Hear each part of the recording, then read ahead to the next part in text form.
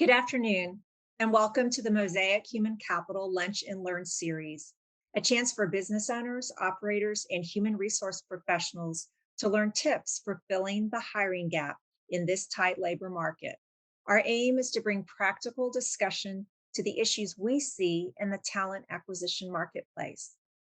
The premise of this series is to offer practical guidance to mid market company leadership on how to fill the gaps we see in talent acquisition practices today.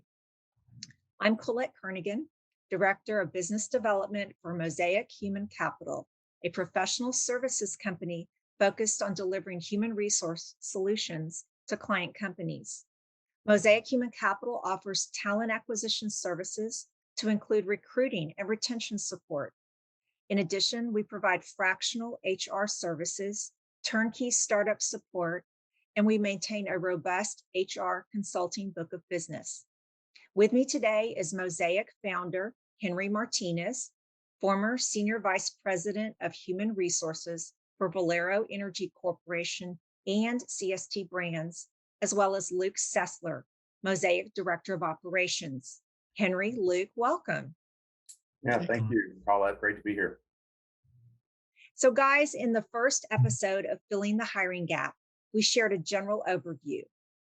And then in the second episode, we covered applicant tracking systems, why they are essential in this labor market, as well as how one goes about maximizing ATS capability to accomplish hiring goals. In the third episode, we discussed candidate experience, why it has never been more important, as well as how to offer best-in-class candidate experience. On today's episode, we will discuss efficient workflows, as well as how to avoid the 5 pitfalls that tend to bottleneck efforts. So, Henry, what can listeners expect to gain in the next 30 minutes? Yeah, thanks, Colette. I think from our perspective, I'll just sort of reframe something that we often say, which is, talent acquisition and recruiting is equal parts, marketing, technology, process, and HR. And we've talked about some of those other topics already. When you think about the process side of acquiring talent, it is essentially a workflow. It is a process. And, as a 25-year veteran in the HR space, I think the workflow side of the equation is probably, unfortunately, one of the most often overlooked aspects of talent acquisition. My experience, HR folks, because we're not engineers, we're not process engineers. We are HR folks, and oftentimes we don't take the time to be more like an engineer and ensure that our processes are as efficient as they can be. And so, through this discussion today, we just want to elevate the need to be that thorough and that detailed with your workflow planning. In this particular case, we feel like if you're going to go through this exercise, you certainly, need to have a goal, to accomplish. And we know that the labor market has gotten extraordinarily tight. We've said multiple times that we think it's going to stay tight, particularly for those businesses that still prefer to hire out of the full-time on-site labor market, which is the smallest of them all at this point. Then your workflows, how efficiently you process your candidates, execute your candidates is critical. And making sure that you're committed to improving that process so that you're responding, reacting more efficiently. It really is just a general overall healthy thing and exercise to go through, is to make sure that resources are limited. So we've absolutely got to make sure that we're planning and doing those sort of things. So at the end of the day, it's just those takeaways, those friction points that Luke and I often see when we're going through an audit process. The entire process is about removing friction from it, friction from hiring quicker and more accurately. And because you really have to do both of those really, really well. You have to be efficient, you have to be accurate. So, that's kind of how we structured this discussion. So I think the listeners, will walk away with at least some of the swing cues that we like to think about when we're evaluating processes. Thank you, Henry.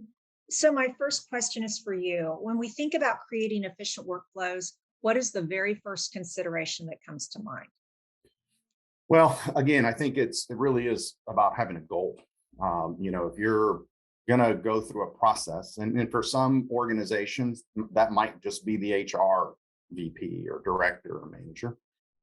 Depending on the size of the organization, there could be a team of people because ultimately there's a few different pieces. There's oftentimes an HR component, there's a IT component, there's a training component to the workflow that you need to go out, procure talent, and bring them into your organization.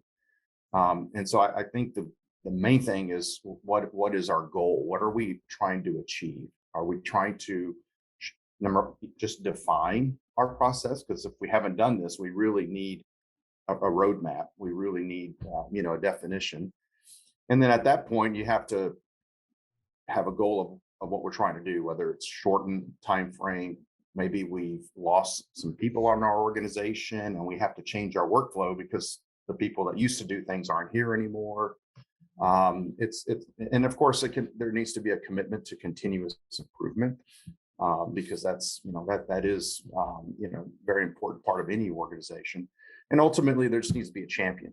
Somebody really has to have the expectation that things get executed within the HR department, within the talent acquisition piece, because again, of how critical it is, how short people are of labor right now. Someone's really got to be the champion of that to ensure that not only is the exercise done, but we implement it, we execute it, we follow, the new process that we establish. So I think those are kind of the high level thoughts that come to mind for me.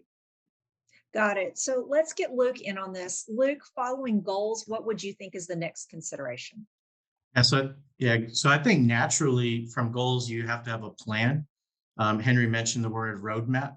The plan on how we achieve those goals. And there's a bunch of goals that come to mind, and Henry mentioned a few. But I think what we're really trying to focus on here is just making the hiring process more efficient for everybody and for any organization, regardless of their size. Um, and really, it comes down to looking at your process, road mapping it, whiteboarding it, putting it out, and then really developing a plan specific to what you're trying to accomplish. So, for example, if you're trying to make the process faster, well, then you need to develop a plan around that. And you probably need a plan to lean it out and so you can achieve those goals. Do you need more applicant volume? That could be another goal. So, how are you planning to go to market? What kind of sources are you planning to utilize? So there's a lot of different pieces, a lot of different goals and plans that can be incorporated. But at the end of the day, you make a plan so that everyone's on the same page. I think that's the most important piece. Everyone that's involved in the hiring process, you get them together in a room, you go over those goals, the plans on how you're going to get there, and make sure that everyone is basically singing the same song. And it also shows candidates that your company is organized. Because a lot of the times, if you don't have a plan and you're not executing it effectively, candidates can see that. They can see that, things aren't communicated right, that the process is slow, that there's miscommunication, and you just build up a better candidate experience when you have plans and put them in effectively. Absolutely. So, we've mentioned goals and having a plan and whiteboarding. Henry, is there anything you'd like to add more about leaning out the process or whiteboarding? Yeah, just to add a few comments to that, I really just want to emphasize to our listeners how critical this step is. For those owner operators that are listening, that are engineers, that manufacture things, that produce things, they know exactly what that means. But that it's taken obviously it's page out of the Lean Six Sigma mindset. Obviously, there are companies that have folks on staff that are certified, in that particular process. We don't think that you have to be certified, and it's great if you are, if your company does that, or maybe that's something you can ask your organization to support you with. But from our perspective, it's just more of a mindset. And again, I grew up in HR, and I've been in it a lot of years, and some really phenomenal HR organizations. And even in those organizations, these processes weren't always done. And so, really what it does is like, in order to make improvements to a process, you have to be able to see and visualize your process. And so even if you're, again, maybe you're an HR person, maybe you've never even thought about doing a whiteboard lean process, it really is doing it either on an Excel spreadsheet, on a whiteboard, on a piece of paper, but it's starting from the moment that your candidates, apply to your requisition, and what are the touch points? What are the handoff points? What are the different steps? Who does it? How long does it take for that step to be done? So you have to have access to information. That's why we're such strong advocates for technology and applicant tracking systems. So you have your data. But in my experience, when you go through that process and you really see it from start to finish, soup to nuts, what is our process? How many people are involved? You start to be able to better visualize the inefficiencies that you have. And so if your goal and your champion is asking you to refine your process, to shorten your time frame, then and you can see on the map where you're going to start first. And it really is an exercise that I don't think you have to work on it every day. Maybe it's once a year, maybe it's every 6 months. Again, the labor market is fluid right now. So you literally have to adjust your workflow. I know we do, at Mosaic Human Capital, we are constantly discussing the market and resources and our workflows and rebalancing processes to fit and match, who's available and things of that nature. So I just can't stress it enough that if you're an HR professional listening to this, you want to improve efficiency in your function, in your department. You have to really lean out the most critical processes to really get the precision on where you're going to make improvements. It's the fundamentals, like we talk about. It's not always the strategic stuff. It's getting the things that you can control in control, and that's your workflow, that's your process. So yeah, that's why we're such staunch advocates to do that sort of exercise. Sure. And I think coming from the perspective of certainly an operator, this makes a lot of sense. So now let's shift a little. Let's talk about what can happen when we stray from these suggestions. In other words, the pitfalls of either having poor processes in place or no processes at all. Henry, what would you say is the one of the biggest pitfalls? Yeah, well, we can call them workflow killers. We can call them friction. We like to use that word a lot. Again, we're trying to take the friction out of the hiring process. And I would say the biggest one is it's a very, very human one, which is the lack of decisiveness with decision makers. And I have seen all types throughout my career. We see all types today in our practice, and making good, quick, clean, and accurate decisions is imperative. You can design a beautiful workflow. I mean, you could have everything documented the way you need it, and you can stare at the box in a decision maker that is either taking too long to make decisions, or they're overwhelmed. Maybe they have too many priorities, but for whatever reason, when folks go to that level of the workflow, the decision making either stops or it slows. And I think that's oftentimes when we see a workflow process that needs to be made more efficient. It's the fact that the decisions are not happening fast enough, or maybe the decision maker is capable of making decisions quickly, but again, they're overwhelmed. They've got other processes that they're engaged in.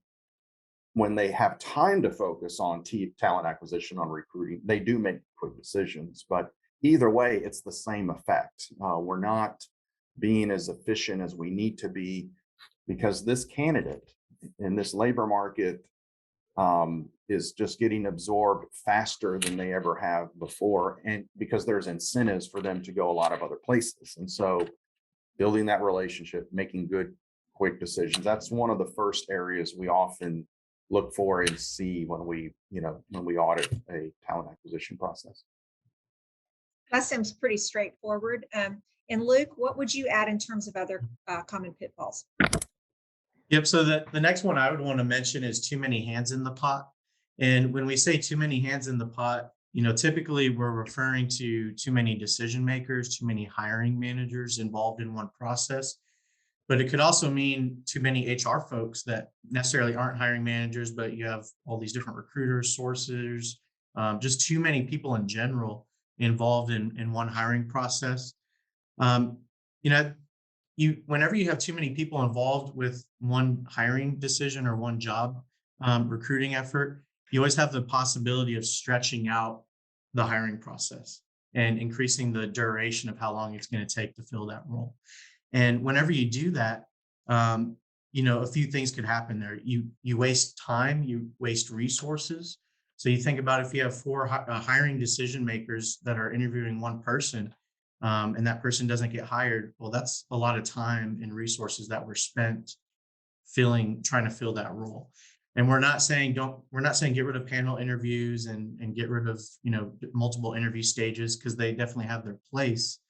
But you definitely want to pick out, and be strategic on the hiring process and how many people you have involved in it. And we've seen several times, especially recently in today's market, because we all know it's incredibly difficult. People receive multiple offers at the same time. So it goes back to being, simple with your process and having good people making good hiring decisions. And I know we've mentioned that multiple times in previous episodes, but I think that's definitely a very important concept. And also, when you have multiple interviews, multiple people with their hands in the same pot, um, interview candidates, the interviewees, they can experience fatigue. There's been many instances where we've had candidates go through 8-hour interviews, multiple days, and then they call us and they're like, wow, that was a long interview process. And you can just tell that they just experienced a lot of fatigue going through that. And that all goes back to candidate experience as well.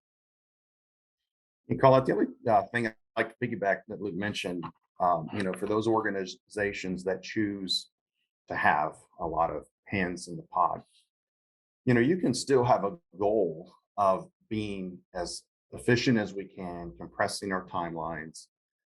But I need all these people involved. I do need risk management to run our MVR. I do need so and so to run the background check. I do need so and so to do the keen into payroll. I do need however, you can do it that way, but it just increases the complexity, and the execution has to be even better, right? So you can execute that way, but it just requires more effort.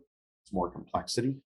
And if one piece of that puzzle isn't in place, then that's where the risk runs. You have to have backups, and it just requires better execution. So I think we're going to talk a little later. We do try to, advocate for as clean and as simple as a process to execute in order to really get down to best in class workflow and execution on the talent acquisition side. Absolutely. And what else comes to mind, Henry, in terms of workflow inefficiency? I would I'm going to kind of go back up a little bit more macro again on this one.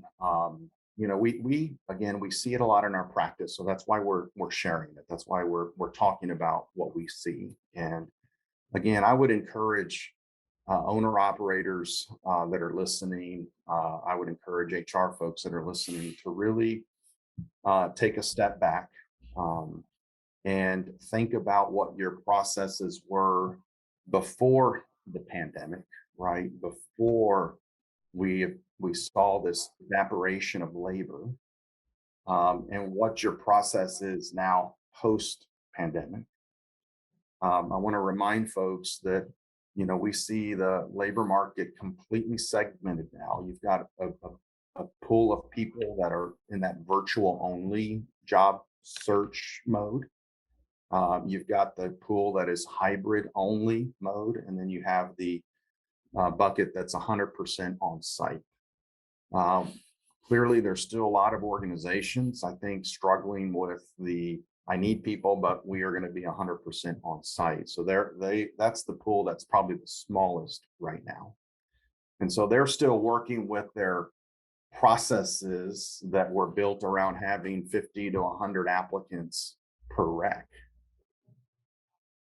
And now suddenly you're down to 10 to 30. And we still advocate that, look, we're not market creators. We don't create the market, but you better have practices in place that allow you to perform as best you can internally in this market.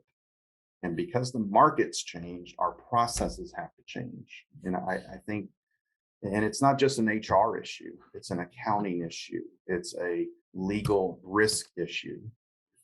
Because let's face it, folks, the more people you get involved, the less people want to change. And that makes it really difficult, frankly. But the market is demanding that you do it. Do it now or do it later. But you're going to have to do it. Those pre-pandemic processes, and they don't have to be dramatically different, but I think it's just a mindset that we got to look for, an hour here, a half a day here, a day here. Let's get our time to fill from 33 days to 28 days. Whatever that improvement, whatever that goal is, let's just improve. And so I think it really is just a remove the friction. What we used to do is not working as well anymore. What do we need to do now? What does our workflow need to look like now? And Luke, what would you add to that? Yeah, so one of the last things that I would really like to mention, and I know we've talked about this in every single episode because that's how important it is, and that's the technology piece. And when I'm talking about technology, there's multiple platforms and technologies out there that come to mind. The applicant tracking system being number one, even texting capability, CRM, customer relationship management tool, and even assessments, selection assessments or validated defensible assessments that you can use as part of your selection process. Employers, they either have some of those tools, they have one, all of them, none of them. And it could really come down to, if they do have it, maybe they're not even tweaking the technology properly and pulling the levers that are required to really get the most use out of those different platforms. The applicant tracking system, for example, there's a lot of automation involved with that, where you can send messages to candidates if they don't get selected, notifying them of the next stage in the interview process. And all of these things can be triggered automatically. So that way HR or the hiring managers don't have to worry about doing that. Another part would be the website integration with the ATS, building out that functionality on your website so you have a careers page, making sure the applicant tracking system is integrated with the job boards. Like I said, some companies don't have the technology at all, and some have it, but they're not doing those things or some of the other important things that can be really impactful for an organization. And then at the end of the day, I think what's most important with the technology, and that we sometimes see that as missing from organizations, is, when we ask some companies, what's your data? Where's your baseline? What have you experienced historically with recruiting? They don't have any answers because they don't have the technology or they're not using it properly. And so when you have technology properly in place, you can really get a full overview of your baseline, your successes, your pitfalls. And it really just helps you, do all of these things that we've talked about to make things more efficient. So that's the fourth pitfall. Henry, what would you say is the final of the five in terms of inefficient workflows? Yeah, I mean, I think again, it may come across a little bit more macro again, but I think it's at the end of the day, it's simplicity, versus complexity, and designing workflows that are simple and cleaner and therefore easier and more efficient to execute. So whether that's, you know, to take something out of what Luke just said, a unified technology platform, that's wonderful. Whether it's trying to simplify the number of steps or the number of people in the process, that could be another form. But just again, asking our listeners just to be mindful when you do design these, don't over engineer it. Make sure you've got good people touching your processes, not just the design and implementation, but the actual execution of the process. Listen to what Luke just described about being consistent, because you have to know if your process has improved, and if it has, fantastic. And it's not, again, something that you'll do every day, but every half a year or a quarter, you're just evaluating and making sure that there's not another hour, or maybe there's a new vendor. If you have your process on a whiteboard that you can kind of roll out, and you need to do an RFP and evaluate vendors, then you know where you're trying to get more efficiencies or cost improvements. So, I think, to me, again, the real last one would be just keep it simple, so that you can execute it, and just have that sort of design element in mind when you're doing that work. Well, thank you, Henry, Luke. What I'm hearing is that at the end of the day, what is important is to establish goals, have the project team in place, and then lean out or whiteboard processes. And then finally, we want to avoid the pitfalls of indecisiveness, too many hands in the pot, outdated practices, not leveraging technology fully, and then overcomplicating essential steps. So, looking forward, I want to remind our viewers that the final episode of Filling the Hiring Gap will be on key performance indicators, or KPIs, and the session will air in the coming weeks. In the meantime, you can direct comments or questions to Henry, Luke, or myself by phone or email. Our information will show shortly on the next screen. Thanks so much for joining us for this fourth episode of Mosaic Human Capital Solutions Filling the Hiring Gap Lunch and Learn series. Please know that we welcome your thoughts, questions, and participation in this critical conversation. Stay well, and we look forward to seeing you soon.